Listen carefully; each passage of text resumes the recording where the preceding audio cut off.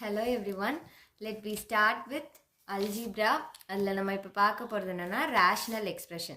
Rational expression வந்து an expression is called a rational expression if it can be written in a form. அது என்ன மாதிரி ஃபார்மில் இருக்குன்னா p of x divided by q of x என்ற ஃபார்மில் இருக்கும். Where p of x and q of x ரெண்டுமே என்னென்னா polynomials. Polynomials means ஏதோ ஒரு நம்பர் ஆர் கான்ஸ்டன்ட் எனிதிங். எக்ஸாம்பிளுக்கு இந்த மாதிரி 9 divided by X R z3 + 5 இது எல்லாமே ஒரு பாலினாமியல். இது ஒரு பாலினாமியல், கீழே இருக்குது ஒரு பாலினாமியல். இது ரெண்டும் சேர்ந்து இருக்கிறது தான் வந்து என்னென்னா ரேஷ்னல் எக்ஸ்பிரஷன். அதில் q ஆஃப் எக்ஸ் எப்போவுமே என்னவாக இருக்கும்னா நாட் ஈக்குவல் டு 0வாக இருக்கும். ஏன்னா q ஆஃப் எக்ஸுங்கிறது 0வாக இருக்கும்போது டினாமினேட்டர் 0வாக மாறிடும். ஸோ இது வந்து அன்டிஃபைன்ட் வேல்யூவாக மாறிடும். அதனால இதோட கண்டிஷன் என்னென்னா q of X is always not equal to 0. Okay, இப்போ ரேஷனல் எக்ஸ்பிரஷன் அப்படிங்கிறது வந்து இந்த ரெண்டு பாலினாமியல் நம்ம எடுக்கிற, அதாவது p of X and q of எக்ஸ்ன்னு எடுக்கிற ரெண்டு பாலினாமியலோட ரேஷியோவை தான் நம்ம ரேஷனல் எக்ஸ்பிரஷன் அப்படின்னு சொல்கிறோம். அதுக்கு சம் எக்ஸாம்பிள்ஸ் கொடுத்துருக்கோம். அடுத்து நம்ம பார்க்க போகிறது என்னென்னா எக்ஸாம்பிள் 3.13.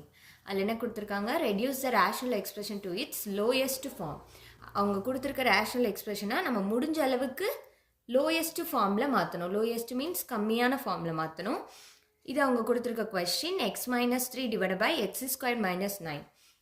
இப்போ வந்து இதை நம்ம ரெடியூஸ் பண்ணி இதோட மோஸ்ட் லோயஸ்ட் ஃபார்முக்கு கொண்டு வர போகிறோம். ஃபஸ்ட்டு என்ன பண்ணலாம், x - 3 அது ரெடியூஸ்டு ஃபார்ம் தான், அதை அப்படியே வச்சுக்கிட்டாங்க. x² - 9 அப்படிங்கிறத x² - 3² நம்ம எழுதலாம். இப்போ இது எந்த ஃபார்மில் மாதிரி இருக்குன்னா a² - b² = a + b and a - bங்கிற ஃபார்மேட்டில் இருக்குது. So x - 3 divided by x + 3 and x - 3. அப்போது இது ரெண்டும் கேன்சல் ஆகிடும். So the answer is 1/x + 3.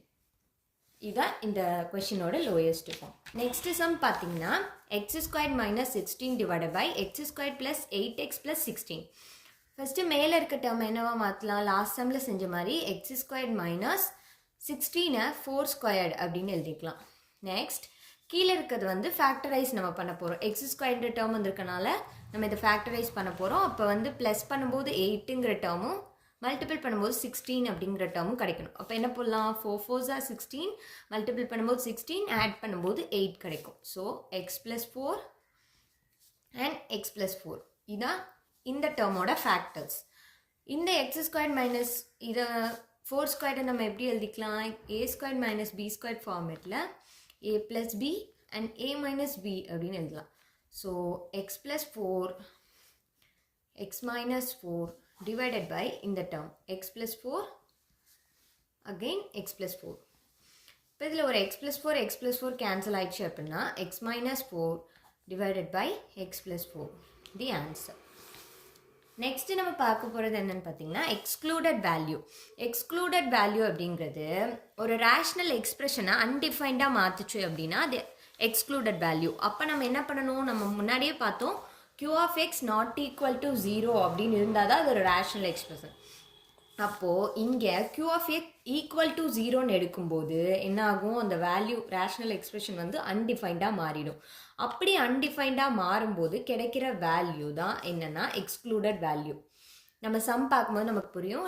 Example 3.14 பாருங்கள்.